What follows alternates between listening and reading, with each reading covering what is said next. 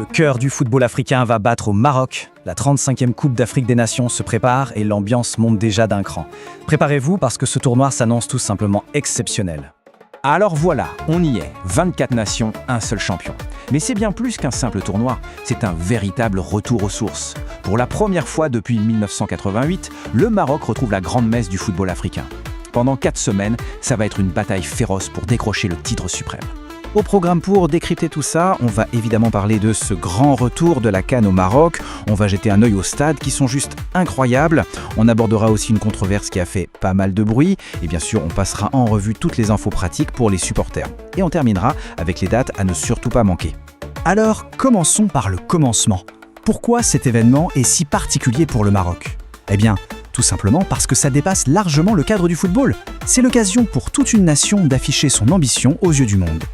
Pour rappel, la CAN, c'est le trophée ultime sur le continent, le Graal du football africain. Les champions en titre, les Ivoiriens, vont avoir du pain sur la planche pour défendre leur couronne, parce que la concurrence s'annonce plus relevée que jamais. Et qui dit événement exceptionnel, dit infrastructures qui le sont tout autant.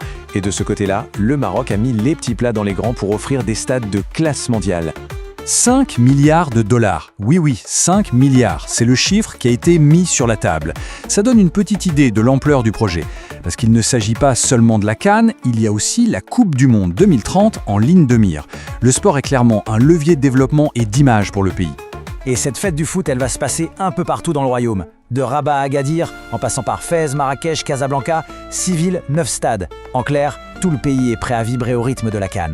Et là, attention les yeux. Regardez ce chiffre, près de 70 000 places. C'est la capacité du stade Prince Moulay Abdellah à Rabat qui a été complètement refait à neuf.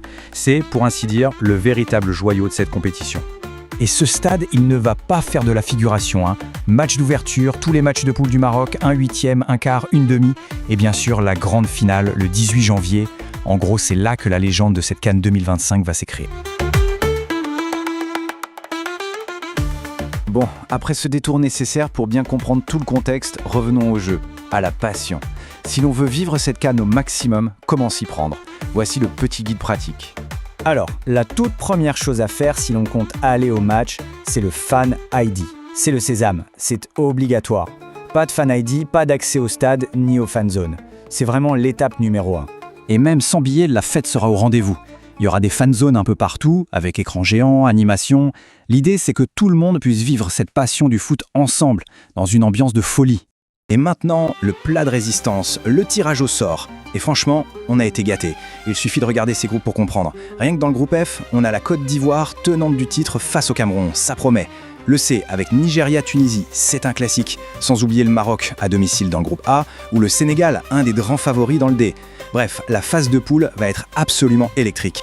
Allez, on sort les agendas pour ne rien rater du spectacle. Voici les quelques dates à marquer d'une pierre blanche. Le coup d'envoi sera donné le 21 décembre. Ensuite, le rythme va s'accélérer. Les huitièmes dès le 3 janvier, puis les quarts, les demi, jusqu'à l'apothéose, la grande finale du 18 janvier à Rabat. Un mois de football non-stop pour couronner le nouveau roi d'Afrique. Au final, cette CAN 2025 est bien plus qu'une compétition sportive. C'est un vrai test pour le Maroc, un pays tiraillé entre son rêve de grandeur sur la scène mondiale et les aspirations bien réelles de sa jeunesse.